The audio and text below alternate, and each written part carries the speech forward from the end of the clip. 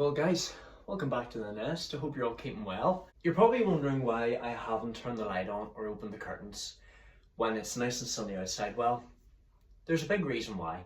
That's because tonight I am reacting to a horror film. You're probably wondering why I'm reacting to this movie whenever it's the middle of May. Well, that's because I don't want to just wait until Christmas to watch this movie.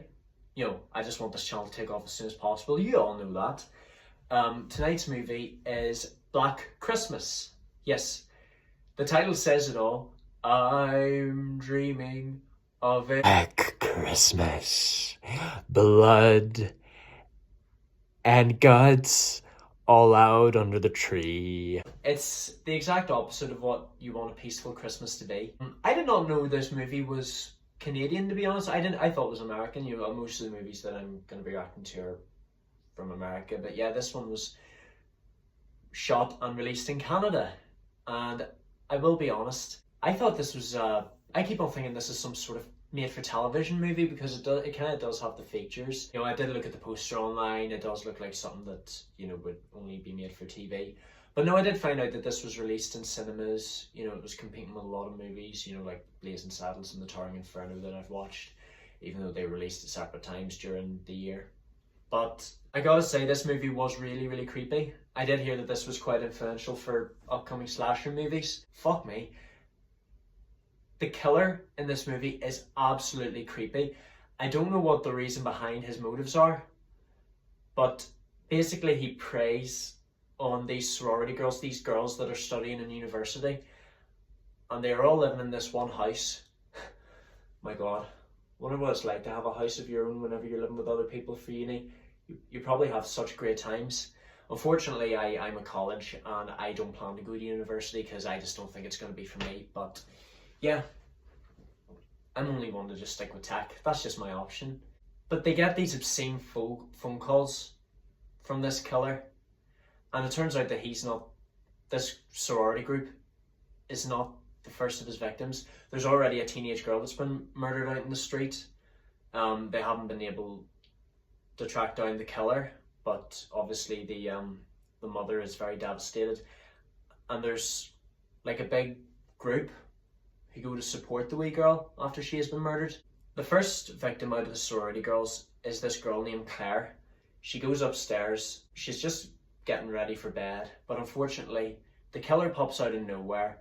Don't know who he is, and he wraps her up in this plastic wrap, and she obviously suffocates to death. It's not like he's gonna poke air holes in for her to breathe, just imagine. And then you see the shot of her just sitting in the chair, absolutely lifeless. To make matters worse, her father, Mr. Harris, has arrived to visit his daughter at Christmas. That's the thing I'm wondering. I don't know why at the start a lot of them don't really seem to leave for Christmas. I do know that the main character of this film, Jess Bradford, she does have a place for her family to live in, and she does invite her friends. I'm going home to my father's tomorrow. You guys can come if you want. But yeah, it just turns into a big investigation. Luckily for the killer, he has managed to hide Claire's body up in the attic. And his next film is the sorority mother, Mrs. McHenry. I gotta say, she is so attached to the cat, Claude. It's just like all the sorority sisters are so addicted to the cat. It's adorable. Its name's Claude. However, it does cause mischief for everyone. It keeps on going everywhere. Actually, that's what caused Claire to go looking for. That's what caused Claire's death. To go looking for him. And now the same's happening to Miss McHenry. But you can't exactly blame him for spilling everything out of your bag, can you now? For God's sake, Claude. Look at what you made me do. Well, it's your fault for going off to look for him. Fucking idiot. And I think that's what causes you to get in conflict with these killers. You keep on looking for what you lost, and you hear this noise, and you go to investigate the noise. She goes into the attic, finds Claire's body, and then a big fucking hook goes swinging towards her face, and obviously that kills her. Can you just imagine? The roof at the top of your mouth has just been pierced, and then it just goes right for your skull. Actually, I'm wondering if that could be a new piercing. You never know. Just the hole of your skull. I don't think anyone would survive that. But yeah, I have to say, the wild child of the group, Barb, you fucking creep! Even though she is a big dickhead during this movie, I do have to say that, you know, this killer is one creepy cunt. Like, he keeps on making these obscene phone calls all over the place. And I am actually wondering what they're all about. Like, it doesn't give any backstory to the killer, but it turns out that his name is Billy, as he puts it, and it has something to do with his mother or his sister, who turns out to only be an infant. Has he killed his younger sister? If you guys know, like, you know, it was a bit confusing for me to know what the killer's motives are, what the backstory is to him, but if you know the story, please comment in the section to tell me what the whole plot of Billy's life was. Well, Billy, I don't know what his real name is, but you just hear in the phone call, "Where's the baby? Come on, Billy."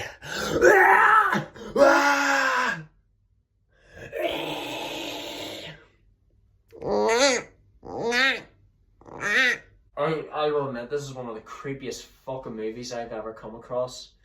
Like, what is going on in people's heads? Maybe, like, is he just mentally deranged? But yeah, I was saying about Barb being the wild child of the group. You know, she's the one who provokes Billy on the first phone call, because, you know, she keeps on shouting, "You fucking creep!" You know, and I'm surprised that she wasn't the first victim. But, you know, it turns out she actually does end up getting in trouble, because after being drunk, I don't give a fuck about Mr. Harris. I don't give a shit about anyone in this house. And then she just gets sent to bed. Can I just tell you guys, moments like this, never, ever go to bed, because something like this happens.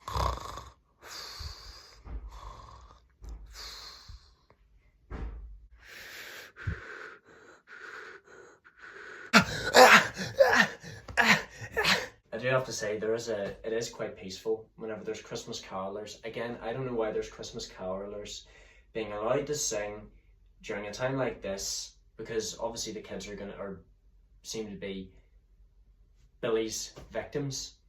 You know, well, I say kids, the people in university are clearly adults, so it's probably just young adults and kids that he decides to go for, that he terrorizes. But the girl who plays Barb, Margot Kidder, I've been told to keep an eye out for her as well, because apparently she's going to be a big name in the upcoming movies.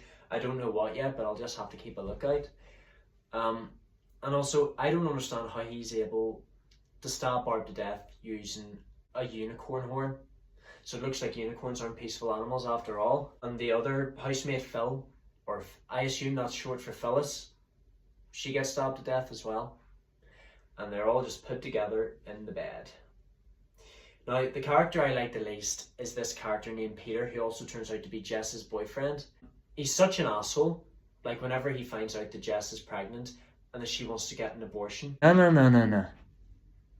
You don't do this without asking me first. It's not up to you, Peter. It's up to me. I don't want the baby. Jess should be allowed to choose what she wants to do with the baby. It's not up to him. You know, he can't fucking run her life. And that's why I hate him so much. The only thing I do like about him is he's a very skilled pianist, and he's been practicing for the upcoming concert that's going to be taking place. Another thing I don't like about him is that he's played by one of the astronauts who was in 2001: A Space Odyssey. We do not speak of that movie.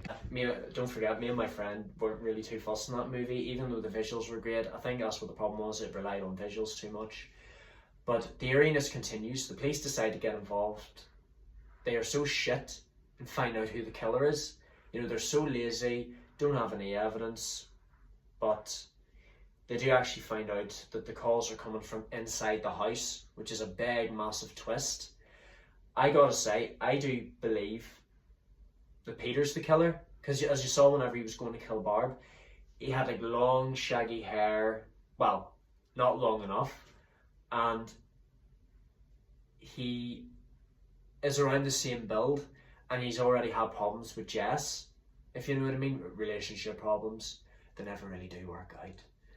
But at first I thought it was him, And Jess goes up and sees her two friends lying dead on the bed. And then it goes to this creepy shot of the eye. How the fuck does anyone have a red eye? Do they just take photographs of themselves so many times? Because I do know that's what happens whenever you take a photograph of someone. It's just the blood. There's no colouring. It's just the red blood that's inside your eye, in your iris. But Jess tries to get downstairs. She has to go down the basement. She can't get the front door open. And then that's where you see Peter. He gets too close. And I gotta say, I can't really blame Jess for killing him. But that fire stick. Why didn't you let me in? You're basically just giving yourself away. By just being so creepy, trying to break into the house, trying to get downstairs. You've already killed one of the police officers. The police officer rushes to his car, but he sees that his colleague has been murdered. But Jess has just lost absolute all consciousness whenever she has killed her boyfriend. But then you see that she has managed to survive. She's lying on the bed asleep. The police are wondering whenever Peter has started killing someone. But then it shoots back to the house, where there are phone calls being made again. Very disturbing.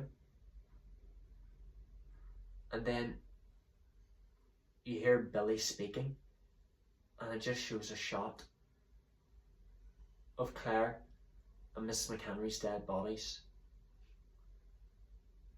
What the fuck's going on here, guys? I don't think no. So it turns out that the killer wasn't actually Peter. It was Billy himself. I gotta say, so far, he's one of the creepiest movie villains I've ever come across in entertainment history so far. I don't know. He's not as... Actually, no, he is more serious than Pazuzu from The Exorcist, because, that was only one person. Well, we got two people that Pazuzu actually managed to kill.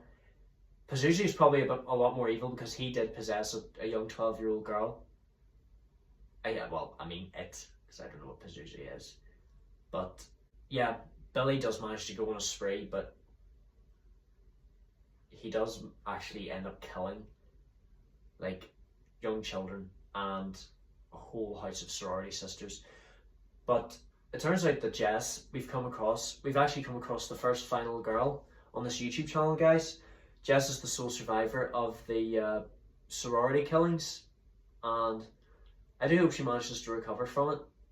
I do hope she actually has a healthy baby and, she doesn't lose it, and I think it's actually better growing up not knowing who Peter is. But yeah, mixed feelings about this movie, guys. I did enjoy it, but it just seemed like a made-for-television movie, even though it wasn't. But I'm really glad I came across it. It's getting me ready for all the slasher movies I'm going to be doing very soon over the next few years. But, we do have another horror film to react to on this channel. It won't be the next video, it'll be the video after. But, I'm really excited to see what I'm going to come up with for this one. But thank you so much for watching, you guys. I'm going to try and upload a lot more this week. As I said, I've had college commitments. But we need to end this year, don't we? Because that's whenever the plan's going to begin, as soon as this year ends. I am enjoying this one so far. It's not as extreme and action-packed as the previous year, but 1973, 1973 was so much fun. But like I say, it seems like the year where the even numbers are at the low point. I don't know, maybe they will begin to progress in the years to come.